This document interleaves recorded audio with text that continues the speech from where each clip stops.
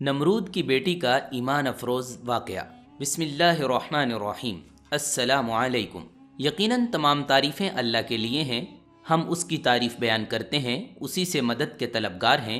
میں گواہی دیتا ہوں کہ اللہ کے سوا کوئی معبود برحق نہیں ہے۔ ناظرین، نمرود دنیا کا وہ واحد بادشاہ تھا جس نے پوری دنیا پر حکومت کی تھی۔ یہ کافر تھا، یہ وہ پہلا بادشاہ تھا جس نے اپنے سر پر تاج رکھا تھا اور کھلم کھلا خدائی کا دعوے دار تھا۔ نمرود کے دور میں حضرت ابراہیم علیہ السلام مبعوث برسالت ہوئے اور حضرت ابراہیم علیہ السلام نے ہی نمرود کے بتوں کو توڑا، جس کی وجہ سے نمرود نے حضرت ابراہیم علیہ السلام کو آگ میں پھینکا۔ جب آگ بحکم خدا حضرت ابراہیم علیہ السلام کے لیے گلے گلزار بن گئی تو اس وقت چند گنے چنے لوگوں میں سے نمرود کی بیٹی بھی آپ پر ایمان لے آئی۔ جب نمرود کو اس کی خبر ملی تو اس نے اپنی بیٹی کے ساتھ کیا کیا اور نمرود کی آگ میں حضرت ابراہیم علیہ السلام کے ساتھ کون سے واقعات پیش آئے، یہ آگ کتنے عرصے میں تیار کی گئی، خداوند تعالی نے چھپکلی کو مارنے کا حکم کیوں دیا اور مینڈک کو مارنے سے کیوں منع فرمایا، اس کے ساتھ ساتھ آپ کو نمرود کے انجام کے بارے میں بھی آج ہم بتائیں گے۔ ویڈیو میں آگے چلنے سے پہلے آپ سے گزارش ہے کہ ویڈیو کو سکپ کیے بغیر آخر تک ضرور دیکھیے گا، اور اگر آپ ہمارے چینل پر نئے ہیں تو سب سے پہلے ہمارے چینل کو سبسکرائب کر لیں۔ ناظرین، نمرود بڑے تنتنے کا بادشاہ تھا۔ سب سے پہلے اس نے اپنے سر پر بادشاہی کا تاج رکھا اور خدائی کا دعویٰ کیا۔ نمرود اپنے بچپن ہی سے بڑا چالاک اور ہوشیار تھا۔ یہ لڑکا بڑا ہو کر بہت اقمال مند ہوا اور بہت بڑا بادشاہ بن گیا۔ مشہور ہے کہ پوری دنیا کی بادشاہی صرف 4 ہی شخصوں کو ملی ہے، جن میں سے 2 مومن تھے اور 2 کافر تھے۔ حضرت سلیمان علیہ السلام اور حضرت ذوالقرنین تو صاحبان ایمان تھے، اور نمرود اور بخت نصر یہ دونوں کافر تھے۔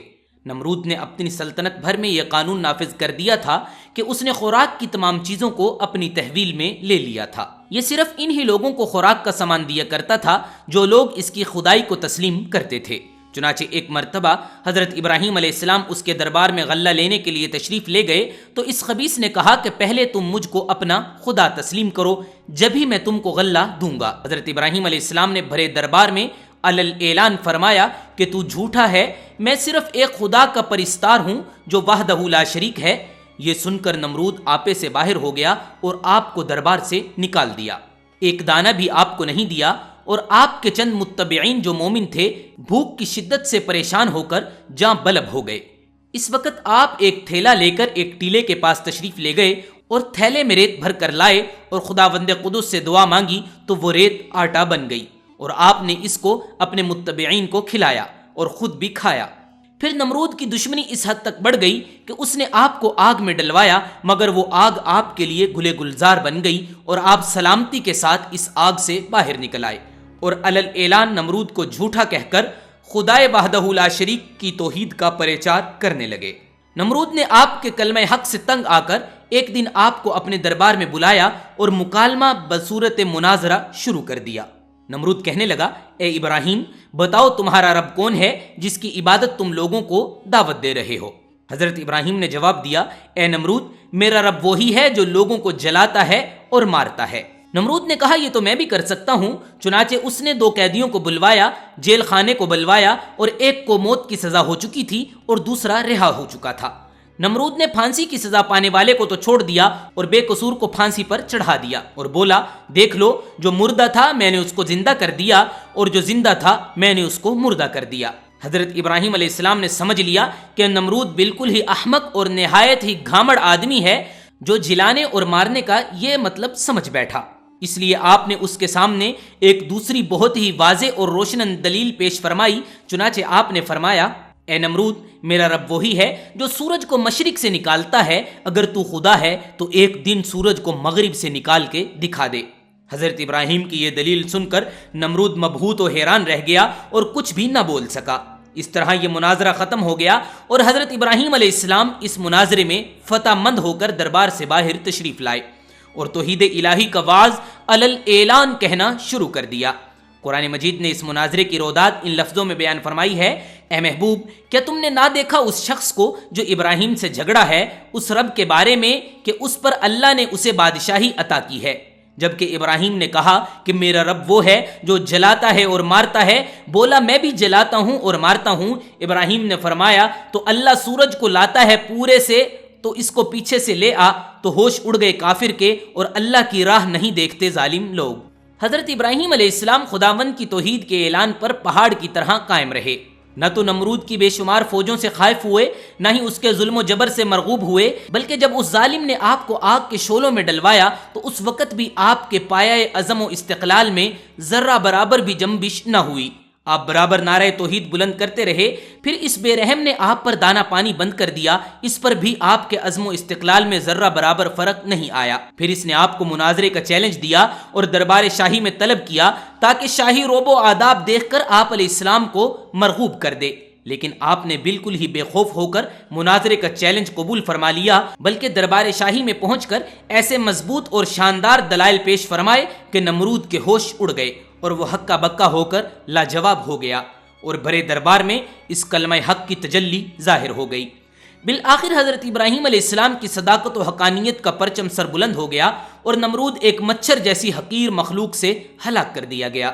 حضرت ابراہیم علیہ السلام کو آگ میں پھینکنے کا واقعہ مفسرین نے اس طرح بیان کیا ہے کہ عید کے دن قوم کے لوگوں نے حضرت ابراہیم علیہ السلام کو بھی شہر سے باہر میلے میں چلنے کی دعوت دی، لیکن انہوں نے طبیعت کی خرابی کا بہانہ بنا کر جانے سے معذرت کر لی۔ در حقیقت وہ ایسے ہی کسی موقع کی تلاش میں تھے۔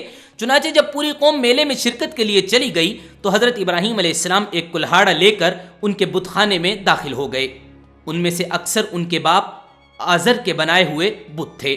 حضرت ابراہیم علیہ السلام بڑے دیوتا کے ہیکل میں چلے گئے۔ قوم کا سب سے مقدس دیوتا باطل خاندانوں کا سردار مانا جاتا تھا۔ حضرت ابراہیم علیہ السلام نے دیکھا وہاں موجود پتھر اور لکڑی سے بنائے گئے دیوتاؤں کے سامنے پھل، کھانوں اور مٹھائیوں کے خوان رکھے تھے جو لوگوں نے چڑھاوے کے طور پر نظر کیے تھے۔ حضرت ابراہیم علیہ السلام نے ان مورتیوں کو مخاطب کر کے کہا یہ سب تمہارے لیے رکھا ہے، تم انہیں کھاتے کیوں نہیں؟ حضرت ابراہیم نے دوبارہ فرمایا میں تم سب سے مخاطب ہوں، تم میری بات کیوں نہیں سنتے؟ میری بات کا جواب کیوں نہیں دیتے؟ حضرت ابراہیم نے ہتھوڑے سے ان کو توڑ دیا، بلکہ صرف ایک بت کو رہنے دیا اور اس بت کے کاندھے پر کلہاڑا رکھ کر چلے گئے۔ پھر رات گزرنے کے بعد صبح کو جب نمرودیوں کی واپسی ہوئی تو انہوں نے اپنے بت خانے کا حشر منظر دیکھا۔ ان کے خداؤں کے حشر و نشر نے ان کے پیروں تلے سے زمین نکال دی۔ اس واقعے کی خبر سب سے پہلے نمرود کو دی گئی۔ نمرود نے کہا جب کسی کو دیکھا نہیں گیا کیوں کر کسی کو سزا دی جا سکتی ہے؟ اس پر ان سب لوگوں نے کہا حضرت ابراہیم علیہ السلام کو یہ کہتے ہوئے سنا تھا کہ خدا کی قسم میں تمہارے بتوں کو ٹھیک کر دوں گا۔ نمرود سے کہا گیا کہ یہ کام صرف ابراہیم کا ہے۔ نمرود نے کہا میں صرف تمہارے کہنے پر سزا نہ دوں گا، ضرورت ہے کہ اس کو گرفتار کر کے برسر عام لایا جائے۔ چنانچہ اس نے حضرت ابراہیم کی گرفتاری کا حکم دے دیا اور حضرت ابراہیم کو گرفتار کر کے نمرود کے دربار میں حاضر کیا گیا۔ دربار لوگوں سے کھچا کھچ بھرا ہوا تھا۔ حضرت ابراہیم روب اور وقار کے ساتھ دربار میں داخل ہوئے اور شاہی پروٹوکول کو نظر انداز کرتے ہوئے نمرود کے بالکل سامنے جا کھڑے ہوئے۔ قرآن کریم میں اس حوالے سے فرمایا گیا ہے جس کا ترجمہ آپ کے سامنے بیان کیے دیتا ہوں۔ کہنے لگے ہمارے معبودوں کے ساتھ یہ سلوک کسی نے نہیں کیا، بے شک وہ تو ظالموں میں سے ہے۔ لوگوں نے کہا ہم نے ایک نوجوان کو ان کا ذکر کرتے ہوئے سنا ہے، اس کا نام ابراہیم ہے۔ وہ بولے کہ اسے لوگوں کے سامنے لاؤ تاکہ وہ گواہ رہیں۔ جب ابراہیم علیہ السلام آئے تو انہوں نے کہا کیا ہمارے معبودوں کے ساتھ یہ سلوک تم نے کیا ہے؟ ابراہیم نے کہا یہ کام اس بڑے بت نے کیا ہوگا، اگر یہ بولتے ہیں تو تم انہی سے پوچھ لو۔ وہ لوگ سر نیچا کر کے بولے تم جانتے ہو کہ یہ بول نہیں سکتے۔ یہ آیات ہیں سورۃ الانبیاء کی۔ حضرت ابراہیم کا یہ عمل جہاں صاحب اقتدار لوگوں اور خود نمرود پر بجلی بن کر گرا، وہیں اس عمل سے عوام الناس کے دلوں میں حضرت ابراہیم کی جرت اور حوصلے کی دھاک بیٹھ گئی۔ مذہبی پیشواؤں پر روبدار آواز میں پوچھا گیا کہ اے ابراہیم ہمارے بتوں کی توہین کس نے کی ہے؟ حضرت ابراہیم نے جواب میں فرمایا ہتھوڑا بڑے بت کے کاندھے پر رکھا ہے، اسی سے پوچھ لو کہ یہ سب کس نے کیا ہے۔ پجاری ندامت اور شرمندگی سے سر جھکا کر بولے ابراہیم تم خوب جانتے ہو کہ پتھر کی مورتیاں بولا نہیں کرتی۔ حضرت ابراہیم نے فرمایا جب یہ بولتے نہیں ہیں، حرکت نہیں کر سکتے، اپنا دفاع نہیں کر سکتے تو تم ان سے نفع پہنچانے کی امید کیوں کر رکھتے ہو اور نقصان ہونے کا اندیشہ کیسے کرتے ہو؟ تم پر افسوس ہے کہ تم کائنات کے مالک کو چھوڑ کر جھوٹے معبودوں کو پوجتے ہو، کیا تم عقل و شعور نہیں رکھتے؟ حضرت ابراہیم کی یہ تقریر بت پرستوں کے عقائد پر ایسی کاری ضرب تھی کہ نمرود نے اپنے خود ساختہ خدائی کو زمین بوس ہوتے دیکھ لیا۔ نمرود چالاک آدمی تھا، اس نے ابراہیم علیہ السلام سے پوچھا، اے ابراہیم، تو اپنے باپ دادا کے دین کی مخالفت کیسے کر سکتا ہے؟ تو ان مقدس بتوں کو معبود ماننے سے کیسے منکر ہو سکتا ہے؟ حضرت ابراہیم نے فرمایا، اللہ تعالیٰ ساری کائنات کے تنہا مالک ہیں، ہم سب اس کی مخلوق ہیں، پتھروں اور لکڑیوں سے بنائے ہوئے بت خدا نہیں ہو سکتے، یہ تو اپنی سلامتی اور حفاظت کے لیے بھی دوسروں کے محتاج ہیں۔ پرستش کے لائق وہ ہستی ہے جو کسی قسم کے احتجاج کی ضرورت نہیں رکھتی، تمام مخلوق اس کی محتاج ہیں۔ یہ سن کر نمرود بولا، اگر میرے علاوہ کوئی تیرا رب ہے تو تو اس کا ایسا وصف بیان کر جس کی قدرت مجھ میں نہیں ہے۔ حضرت ابراہیم نے فرمایا، میرا رب موت و حیات پر قادر ہے۔ نمرود بولا، زندگی اور موت تو میرے قبضہ قدرت میں بھی ہے۔ اس نے ایک قیدی کو جس کے بارے میں سزائے موت کا حکم دیا جا چکا تھا اس کی جان بخشی کر دی، اور ایک قیدی کو جس کو آزادی مل چکی تھی اس کی گردن مارنے کا حکم صادر کر دیا۔ حضرت ابراہیم نے نمرود سے کہا، کائنات کا ہر ذرہ میرے رب کا محتاج ہے، سورج اس کے حکم سے ہر روز مشرق سے نکلتا ہے اور مغرب میں ڈوب جاتا ہے، تو سورج کو مغرب سے نکال کر دکھا دے۔ مذہبی پیشواؤں اور بادشاہ کے عقائد کی تکذیب نے ایوان نمرود میں دراڑیں ڈال دی۔ ارباب اقتدار نے شور و غل بلند کیا کہ ابراہیم ہمارے دیوتاؤں کی توہین کا مرتکب ہوا ہے اور باپ دادا کے مذہب کو جھٹلاتا ہے، اس کی سزا یہ ہے کہ اسے آگ میں پھینک دیا جائے۔ بتوں کو توڑنے کا عمل نمرود سمیت پوری قوم کے لیے ناقابل معافی جرم تھا، لہذا فیصلہ کیا گیا کہ حضرت ابراہیم کو آگ میں ڈالا جائے تاکہ آئندہ کسی کو بتوں کی بے حرمتی کی ہمت نہ ہو۔ چنانچہ پوری قوم لکڑیاں جمع کرنے کے عمل میں مصروف ہو گئی، یہاں تک کہ اگر کوئی بیمار پڑ جاتا یا کسی کو کوئی کام ہوتا تو وہ منت مانتا کہ اگر مجھے شفا ہو گئی یا میرا کام مکمل ہو گیا تو میں ابراہیم علیہ السلام کو جلانے کے لیے لکڑیوں کا گٹھا لا کر دوں گا۔ ایک مدت تک قوم لکڑیاں جمع کرتی رہی۔ جب لکڑیوں کا پہاڑ کھڑا ہو گیا تو ایک بہت گہری خندق کھودی گئی، لکڑیوں کے اس ڈھیر کو اس خندق میں ڈال دیا گیا۔ عجائب القصص علامہ عبد الواحد بن محمد المفتی صفحہ نمبر 87 پہ لکھتے ہیں کہ نمرود نے ان کو گرفتار کر کے ایک لوہے والے تندور میں بند کر دیا اور اس میں بھرپور آگ جلوا دی۔ کافی دیر کے بعد جب انہیں برآمد کیا تو وہ جیسے کہ تیسے تھے، یعنی ان کو کوئی ادنا گزید بھی نہ پہنچ سکا۔ نمرود نے حکم دیا انہیں قید خانے میں بند کر دیا جائے اور ان کو ختم کرنے کا کوئی اور حل تلاش کیا جائے۔ چنانچہ ایک روایت کی بنیاد پر 40 دن اور ایک روایت کی بنا پر 7 سال قید میں رکھا گیا اور اس دوران انہیں نظر آتش کرنے کا فیصلہ کیا گیا۔ بروایت معارج نبوت نمرود نے کوسا کے مقام پر جو کہ کوفہ میں ہے ایک 4 دیواری تعمیر کروائی جس کی لمبائی 4 فرسخ اور چوڑائی 4 فرسخ تھی۔ اس کی بلندی 100 گز تھی اور ایک روایت کے مطابق اس کی لمبائی 60 گز، چوڑائی 40 گز اور بلندی 20 گز تھی۔ جب 4 دیواری مکمل ہو گئی تو اس نے حکم دیا کہ اسے اچھی جلنے والی لکڑیوں سے بھر دیا جائے۔ چنانچہ اسے لکڑیوں سے پر کر دیا گیا۔ ایک روایت میں ہے کہ یہ 4 دیواری 1 ماہ میں پر کی گئی اور چاروں طرف وہ جلنے لگی۔ جب اس کے شعلے بھڑکے تو انہوں نے میلوں پر عالم پیدا کر دیا کہ کوئی قریب نہ جا سکتا تھا۔ کوئی پرندہ فضائے بالا تک اس پر پرواز کرتے ہوئے گزرتا تو تبری کی روایت ہے کہ آگ بھڑکاتے ہوئے وہ اس کو اپنے اندر کھینچ لیتی۔ اس آگ کو 2 سال تک بھڑکایا گیا، لیکن اب کوئی ایسا راستہ نہ تھا کہ حضرت ابراہیم علیہ السلام کو اس آگ میں ڈالا جا سکے، کیونکہ کوئی قریب جا سکتا ہی نہیں تھا۔ لوگ اسی تردد اور مشورے میں تھے کہ شیطان نے انہیں ایک منجیک بنانے کا مشورہ دیا اور بنانے کی ترتیب بھی سکھا دی۔ جب منجنیک تیار ہو گئی تو اس نے کہا اس میں پہلے ایک بڑا پتھر رکھ کر پھینکا جائے۔ جب تجربے نے بتا دیا کہ منجنیک ٹھیک بن گئی ہے اور کام ٹھیک کر رہی ہے تو حضرت ابراہیم علیہ السلام کے ہاتھ پاؤں باندھے گئے اور گلے میں توک ڈال دیا گیا اور پھر منجنیک میں بٹھا کر انہیں آگ میں پھینک دیا گیا۔ ایک روایت ہے جب ہاتھ پاؤں باندھے گئے تو حضرت ابراہیم علیہ السلام نے بارگاہ خدامندی میں ہاتھ اٹھا کر کہا، لا الہ الا انت سبحانک رب العالمین لک الحمد۔ حضرت امام بخاری رحمہ اللہ تعالی نے حضرت ابن عباس سے روایت کیا ہے جب حضرت ابراہیم علیہ السلام کو آگ میں پھینکا گیا تو انہوں نے کہا حسبنا اللہ ونعم الوکیل، جس کا ترجمہ ہے ہمیں اللہ ہی کافی ہے اور وہ بہترین کارساز ہے۔ ایک روایت میں ہے کہ اسی دوران آسمان کے معزز فرشتے بارگاہ خداوندی میں حاضر ہو کر عرض کرنے لگے، مالک روئے زمین پر ایک ابراہیم ہے جو تیری وحدانیت کی تبلیغ کرتے ہیں، انہیں ابھی نظر آتش کیا جا رہا ہے، ہمارے مالک تو ان کو بچانے کے لیے ہم کو حکم دے دے۔ فرشتوں کو حکم ملا، جاؤ، اگر ابراہیم تمہاری مدد قبول کر لیں تو بے شک تم ان کی مدد کر سکتے ہو۔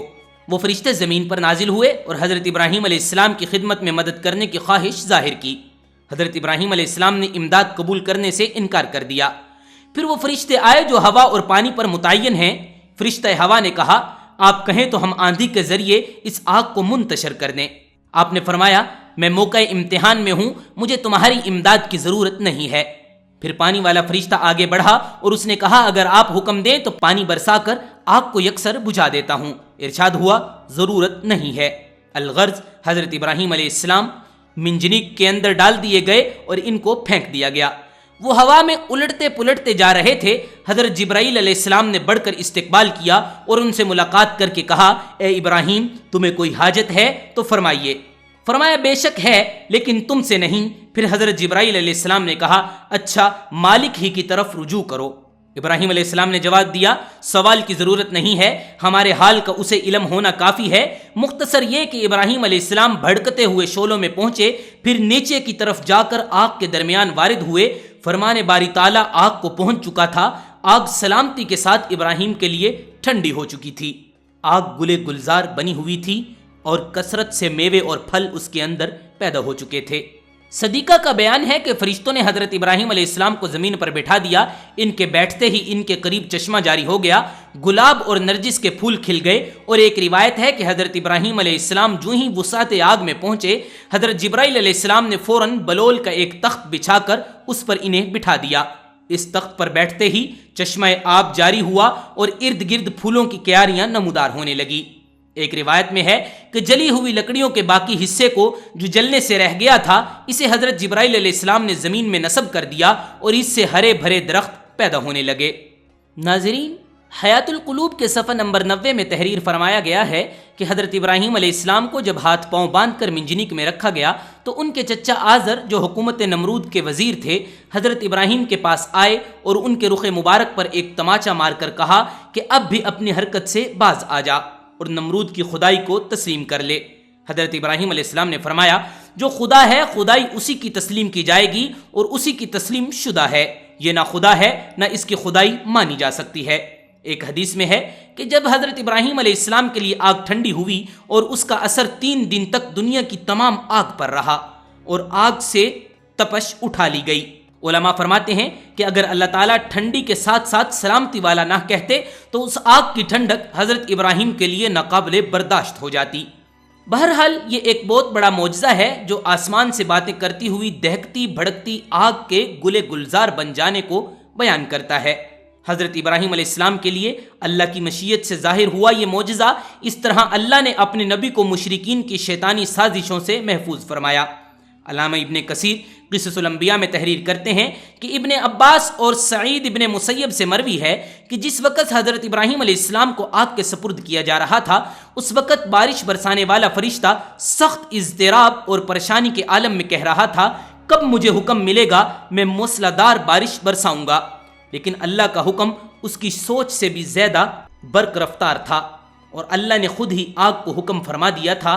ان نازک لمحات میں حضرت جبرائیل علیہ السلام حضرت ابراہیم کے ساتھ تھے اور آپ کی جبین اطہر سے پسینہ صاف کر رہے تھے۔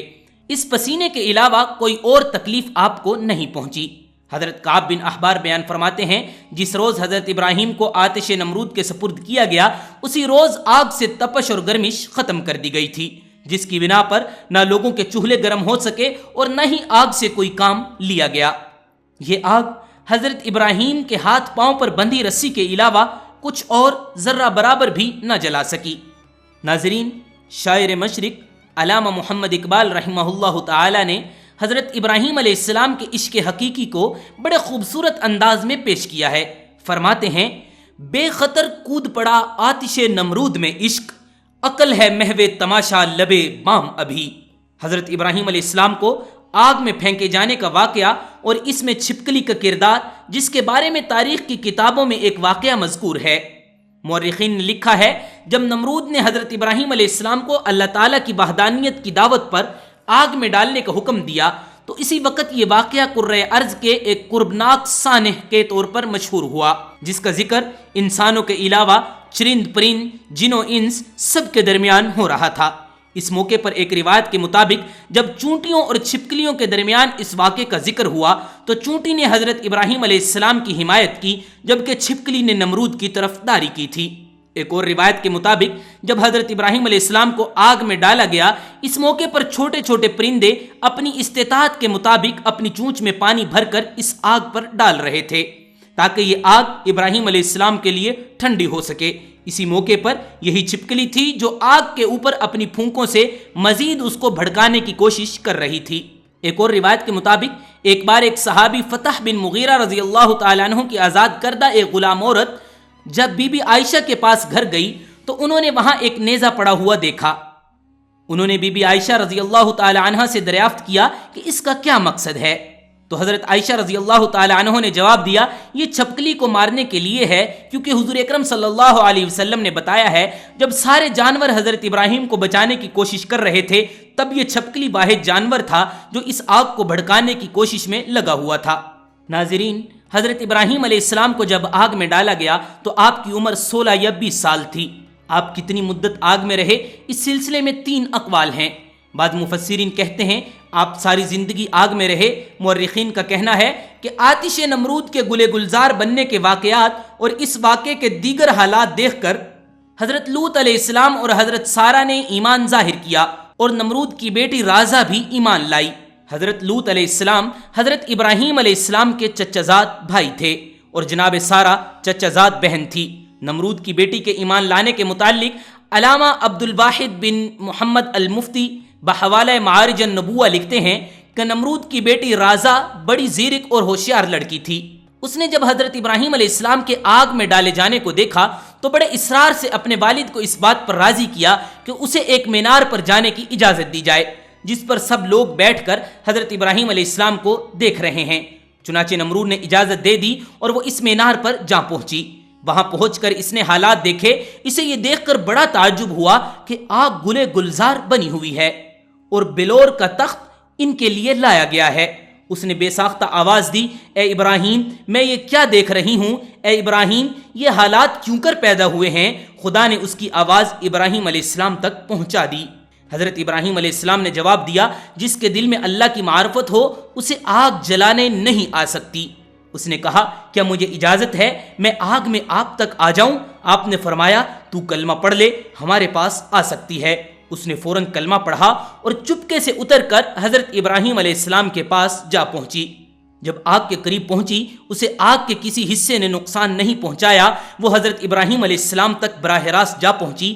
وہاں پہنچ کر اس نے اپنے ایمان کی تجدید کی اور واپس اپنے گھر باپ کے پاس چلی آئی۔ نمرود کو جب اپنی بیٹی کے ایمان لانے کا واقعہ معلوم ہوا تو وہ آگ بگولا ہو گیا اور اپنی بیٹی سے کہنے لگا، توبہ کر۔ بیٹی نے انکار کیا، پھر اس نے ضد کی اور ڈرایا مگر بیٹی نے کوئی پرواہ نہ کی۔ نمرود جب اسے سمجھانے سے عاجز آ گیا تو اس نے اپنی بیٹی کو جلادوں کے حوالے کر دیا۔ جلاد نے اسے دھوپ میں لٹا کر اس کے ہاتھ اور پاؤں میں میخیں ٹھونک دی۔ ادھر جلادوں نے اسے ایسی سزا دی، ادھر خداوند تعالی نے حضرت جبرائیل علیہ السلام کو حکم دیا کہ اسے میری کنیزوں کو وہاں سے تندرست کر کے ابراہیم تک پہنچا دو۔ یہ واقعہ حضرت ابراہیم علیہ السلام کے آگ سے نکلنے کے بعد کا ہے۔ فرشتوں نے نمرود کی بیٹی رازہ کو حضرت ابراہیم علیہ السلام کی خدمت میں پہنچا دیا، چنانچہ وہ انہی کے پاس رہی۔ بالآخر انہوں نے اس کی شادی اپنے ایک فرزند مدین کے ساتھ کر دی جو کہ سارہ اور ہاجرہ کے علاوہ قطورہ بیوی سے پیدا ہوئے تھے۔ پھر خدا نے انہیں عزت دی اور ان کے رحم مادر سے بہت سارے انبیاء پیدا ہوئے۔ بے شک یہ دین اسلام کا حسن ہے کہ جو بھی اس کی آغوش میں آ جاتا ہے اس کی دنیا اور آخرت دونوں سمر جاتی ہیں۔ حضرت ابراہیم علیہ السلام کے اسوہ سے علماء حق کو سبق لینا چاہیے کہ باطل پرستوں کے مقابلے میں ہر قسم کے خوف و ہراس اور تکالیف سے بے نیاز ہو کر آخر دم تک ڈٹے رہنا چاہیے اور یہ ایمان و یقین رکھنا چاہیے کہ ضرور بالضرور نصرت خداوندی ہماری امداد اور دستگیری کے لیے حاضر ہوگی۔ ناظرین، یہ تھی ہماری آج کی ویڈیو۔ امید کرتے ہیں آپ کو ہماری آج کی ویڈیو ضرور پسند آئی ہوگی۔ اگر آپ کو ہماری آج کی ویڈیو پسند آئی ہے تو آپ سے گزارش کرتے ہیں کہ ہمارے چینل کو ضرور سبسکرائب کیجئے گا اور لگے ہاتھوں بیل آئیکن کو بھی پریس کیجئے گا تاکہ آپ کے پاس ہمارے آنے والی مزید معلوماتی ویڈیوز کا نوٹیفیکیشن بر وقت ملتا رہے۔ تب تک کے لیے اللہ حافظ۔